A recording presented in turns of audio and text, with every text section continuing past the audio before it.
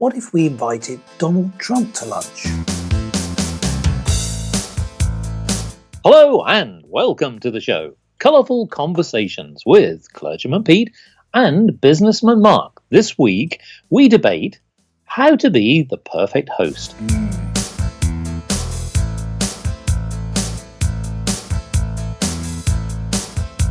Now then, we all have faced many serious situations where we've had to be the perfect host. It requires a lot of work. In fact, in some cases, it requires a lot of money.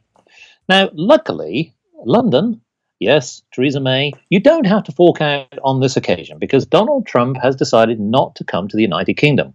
Now, he has cited many reasons for this, but he's gone cold on the idea, according to Whitehall sources, mainly unhappy with the arrangements and the scale of the visit. Some people cite the fact that the American embassy, which was sold by the previous president, Barack Obama, didn't go down well, according to Donald Trump.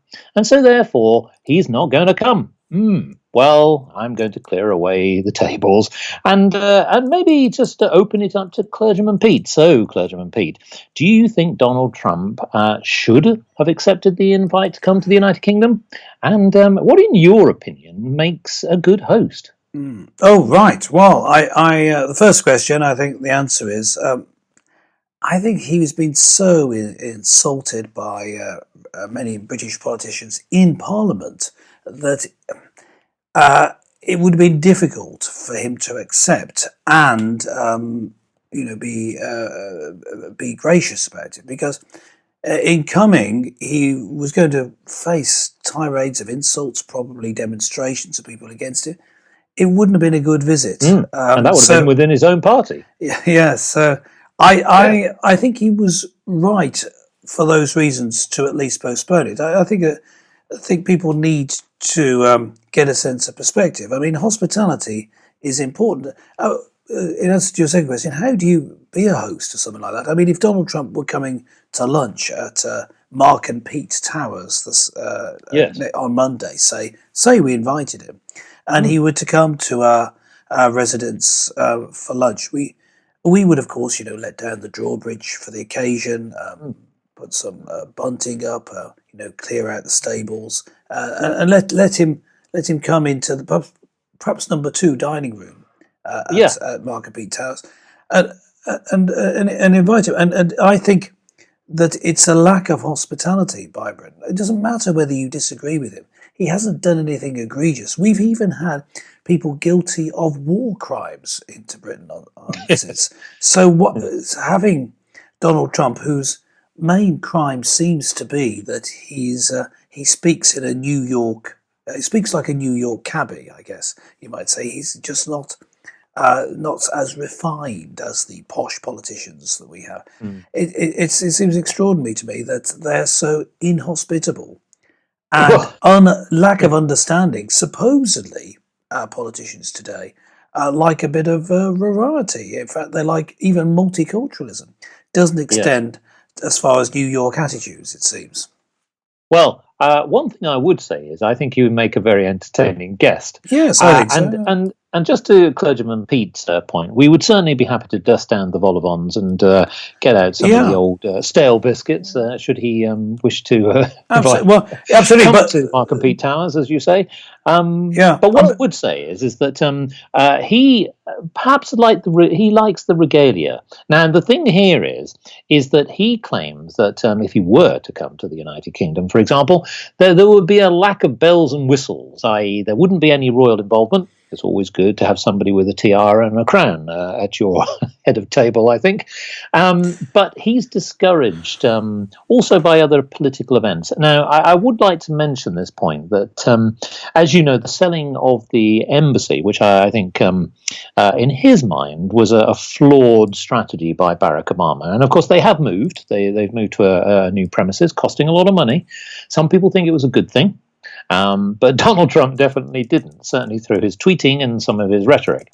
Now, I was sort of wondering myself the other way around, what would he be like as a host? Now, I think he would put on a grand show. I don't Yes, know. yes, Would you be yeah. inclined if you got an invitation? Well, I know that you do all the time, but do you get many invitations from Donald, and how many do you take up? Yes. Well, businessman Mark. I think that uh, I don't get that many invites from Trump, but I think Trump is wrong on the reasons he gave. I believe I'm right in saying that the decision to sell that embassy was taken under Bush's administration, not Obama. But be that as it may, it does seems to have been a bad deal. I don't think selling central London properties is a good idea to have some sort of modern monstrosity because surely it's not just the function, it's the prestige of the place for your if you talk about your embassy that's important. But I think that he's probably right that it was a bad deal, but I think he's got the wrong president. But um, we're inviting Donald Trump. I think what we need to do is instead of just theorizing, let's invite him.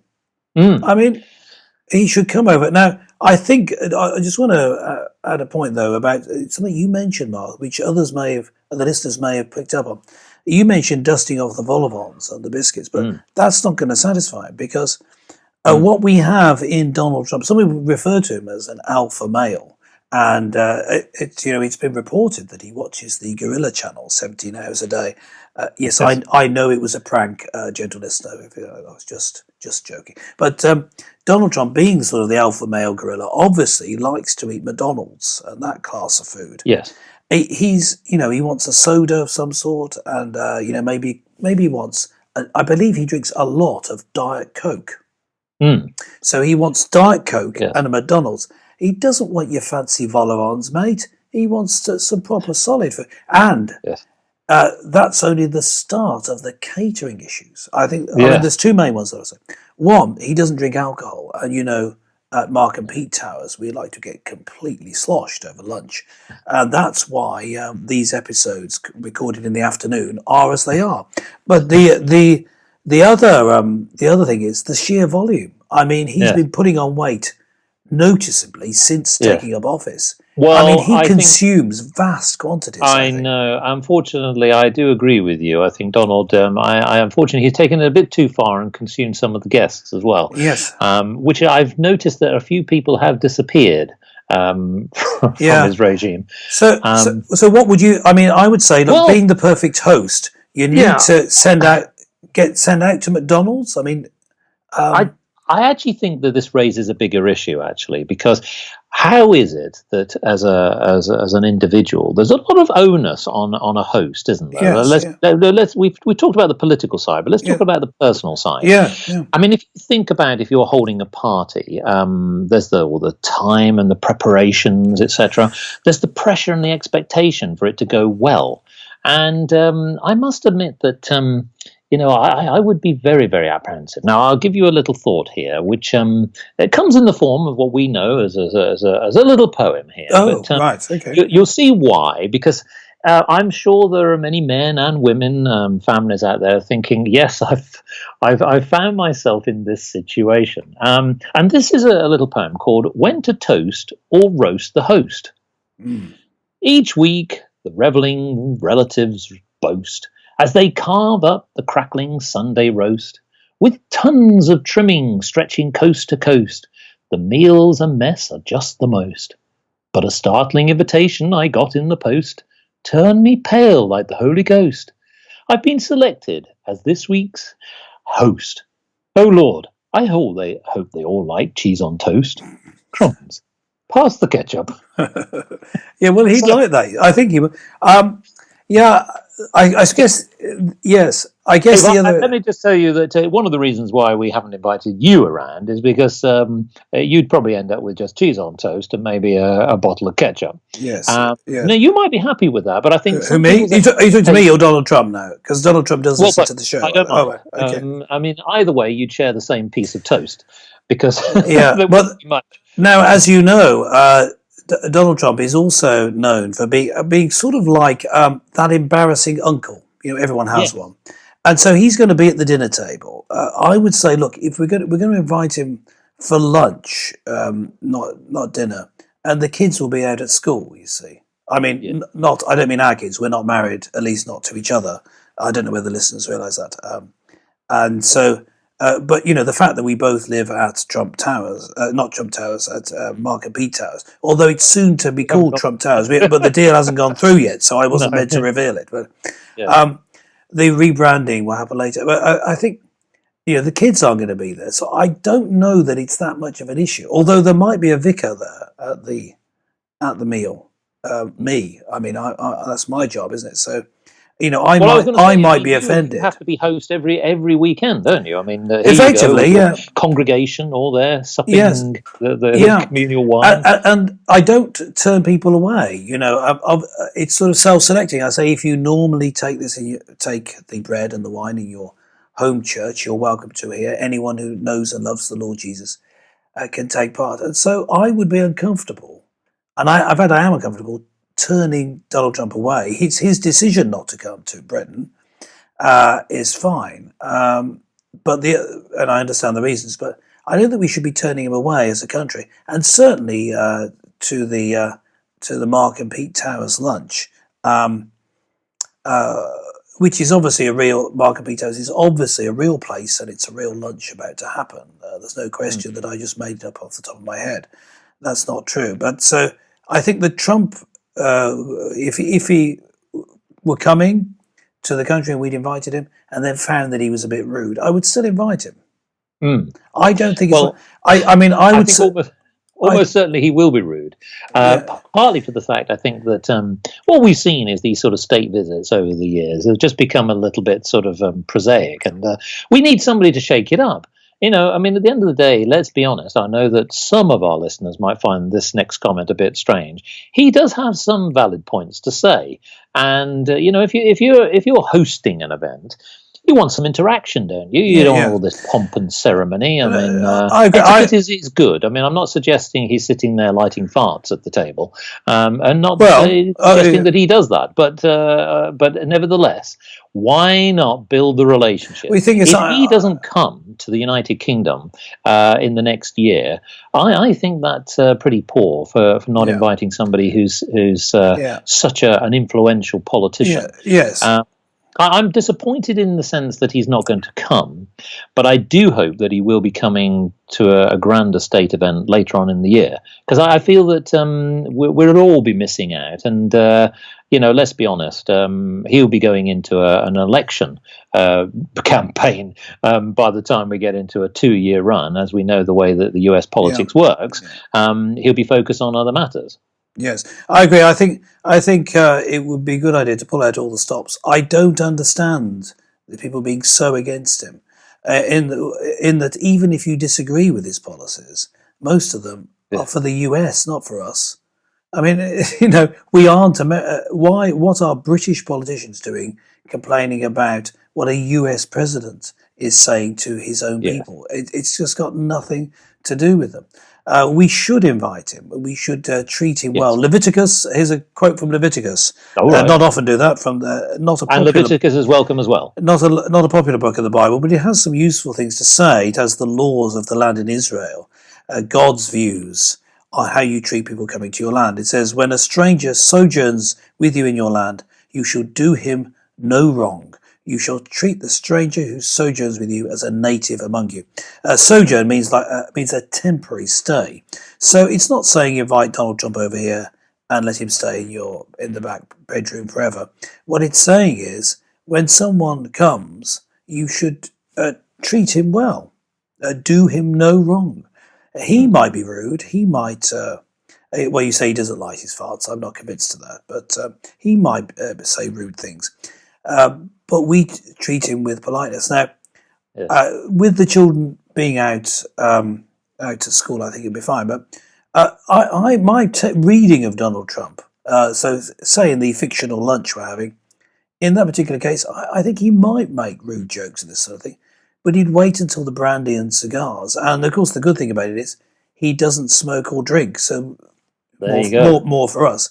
And in Yeah. terms of the real situation, inviting him to Britain, inviting him to a big state visit with the Queen and all that class of thing, I think that would be the right thing to do. He's not going to misbehave in that situation.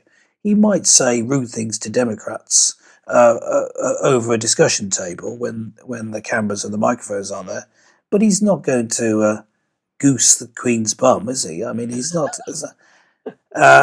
Which I have to say, if you remember, that was when Obama put his hand on the Queen. Oh, yes. So I think, if anything, he's more polite than Obama. Well, I must admit that being a host, of course, is a big challenge. And I'm going to sort of come to the conclusion here that obviously we think that Donald should come. So obviously, the open invitation is there. Yes. But before we go, Clergyman Pete, I would like to say in our metaphorical lunch that is grand occasion that we're having, who alongside Donald Trump, who else would you like to be sitting there alongside Donald? Who else would you invite to this Mark and Pete grand event? Well, of course, he's going to be meeting the sort of major politicians and the Queen. Archbishop of Canterbury. And the Queen will have been round to lunch with us the week before. I think she's going. Well, I do believe so. Cucumber sandwiches. Yeah, I think you should, if he hasn't already met him, you should invite Nigel Farage because they're big mates. I'm just making a note here, so I just want to know. I think it will be incumbent upon us to invite, I don't know, I think we should invite what might be loosely termed some real people. Kim Jong-un. Oh, no, we can't invite him. No, because you know what he did last time. Oh, yes, that's true. I think we should invite, if it were to we still haven't cleaned up the stage. No, I think we should invite some real people. I'd say invite real representatives of different jobs. So you get someone who's down and out. You get someone who's a truck driver. Well, Angela Merkel. Soon to be.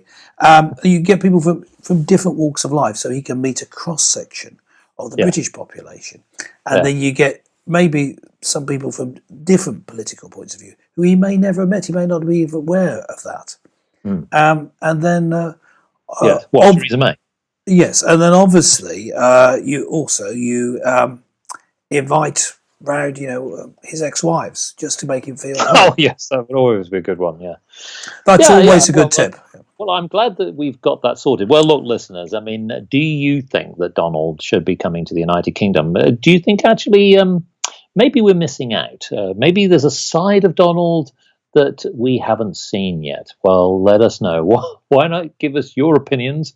Log on to markandpete.com and let us know your thoughts. Well, thank you for listening to us today. We've been the perfect host, I believe.